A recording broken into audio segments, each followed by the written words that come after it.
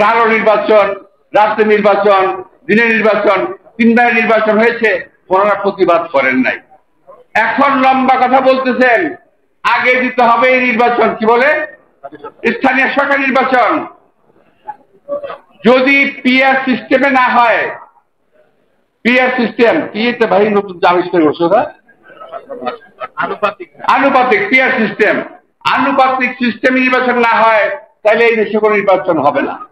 এক একজন একটা দাবি তুলে নির্বাচনকে পিছিয়ে এবং নির্বাচনের অবস্থা সর্বনাশ করে দিয়ে এই জাতি সর্বনাশ করতে চাচ্ছে। আমি দেখলাম চায়নাতে, আর কি দেখছি ঢাকায়, ওদের মধ্যে ঐক্য আছে, পুরা জাতি ঐক্যবদ্ধ। ইরানে কি দেখলেন বলেন তো, যেখানে আমাদের মুসলিম বিশ্বের কেউ তাকে সমর্থন দিল না, ইরান একা যুদ্ধ করে গেল, কারণ জাতি ঐক্যবদ্ধ ছিল। আর আমার দেশের মধ্যে আমরা কিছু রাজনীতিবিদ শুধুমাত্র ক্ষমতায় যাওয়ার লোভে একদল, আর কিছু রাজনীতিবিদ ক্ষমতায় যেতে দেব না আরেক দল, এই করে দেশটাকে আমরা গত 50 বছরে এগোতে দিলাম না। এই দেশটাকে আমরা ধীরে ধীরে শেষ করে দিচ্ছি। এই যে সমস্ত লোকের উদ্দেশ্যে কথা বলছি, তারা কিন্তু কেউ বোকা না, তারা আমার চেয়ে অনেক বুদ্ধিমান।